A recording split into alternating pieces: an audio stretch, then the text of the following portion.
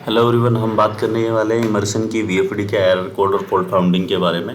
आप मेरे चैनल को सब्सक्राइब कर लीजिए बिकॉज अब मेरे चैनल पे सारी की सारी वीडियोस आने वाली हैं जो एरर और फॉल्ट फाउंडिंग की हैं। एक बुक का लिंक दिया हुआ है मैंने नीचे डिस्क्रिप्शन में, आप वहाँ से उस बुक को परचेज करके पढ़ सकते हैं।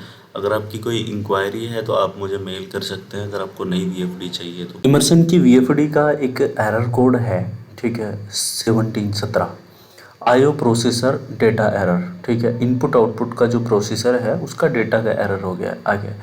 ये एक्चुअल में होता क्या है, जो इंटरनल मेमोरी है वो अगर फॉल्टी होगी आपकी तो वीएफडी जो है आपकी वो डिफ़ॉल्ट पैरामीटर्स में चली जाती है। जो डिफ़ॉल्ट पैरामीटर मतलब पहले से सेट हैं वो उन्हीं में चली जाती है। तो हमारे क्या है, जो हमने कॉन्फ़िगर किया है डेटा वो डेटा नहीं लेती, तो उसकी वजह से ये आउटपुट प्रोसेसर जो है उसका ये वाला एरर आ जाता है। तो इस केस में हमें करना क्या है, हमें इसकी इंटरनल मेमोरी को चेक करना है। आप एक बार ये काम कर सकते हैं, वीएफडी को फैक्ट्री रीसेट करके इसमें रीप्रोग्रामिंग कर सकते हैं, दोबारा से प्रोग्राम डाल दीजिए। और अगर तब भी प्रॉब्लम सोल्व नहीं हो रही है तो इसकी मेमोरी का इशू है, इंटरनल मेमोरी जो इसकी रैम और रैम होती है, ठीक है।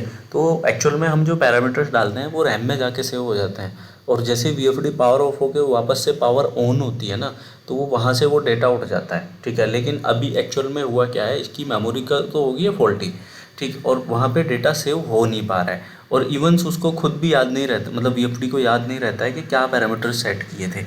वो जो जाता है ना डेटा, वो सारा का सारा वहाँ से इरेज हो जाता है, मतलब जा ही नहीं पाता बिकॉज ऑफ वहाँ पे मेमोरी ही नहीं है, ठीक है। आप समझ रहे हो, जैसे ऐसा हो गया जैसे कोई आदमी हो उसके पास ब्रेन ही ना हो, आप उसे समझा रहे हो और उससे थोड़ी देर पूछो कि मैंने क्या बताया था तो उसको पता ही नहीं होगा बिकॉज ऑफ वहाँ पे मेमोरी ही नहीं है, उसके पास दिमाग ही नहीं है। तो वो सुन रहा है और इधर से इधर जा रहा है।